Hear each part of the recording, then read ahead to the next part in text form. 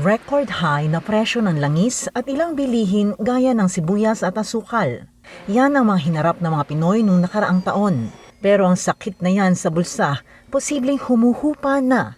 Yan ang lumabas sa datos ng Philippine Statistics Authority.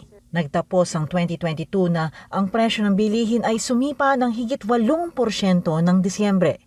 8.1%, mas mabilis kaysa noong Nobyembre at pinakamataas mula 2008.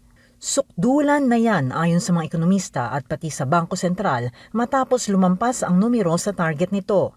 Inaasahang babagal na ang inflation o ang bilis ng pagtaas ng presyo ng mga bilihin ngayong 2023. Noong Disyembre kasi, sa laki ng demand dahil holiday season at hindi sapat ang supply dahil sa bagyo, nagmahal ang presyo ng mga pagkain sa palengke man o restaurant.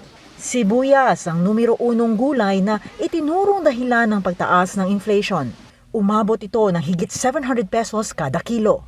The onion, which is part of the vegetable, for December, medyo substantial yung kanyang, the single commodity, no? Substantial yung kanyang contribution sa inflation. It contributed about 0.3 percentage point in the overall inflation, which is the same as rice. Gulay ang una sa listahan ng mga nagtaas presyo noong Disyembre. Sinundan ito ng karne, asukal, isda at harina. The numbers are saying that there's a slowdown, but there's still a threat in terms of these items because the weight of the food basket in the overall inflation is quite substantial. Dahil nagmahal ang gulay, si Lola tinanggal na muna ang sibuyas sa panggisa. Okay na rin po yung bawang. Pero dahil paborito ni Nanay Julieta Ambos ang gulay, nagluluto pa rin siya 4 na beses sa isang linggo, kahit isang ulo na lang ng sibuyas.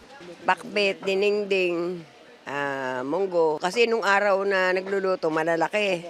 Ngayon maliit na lang, isang piraso na lang.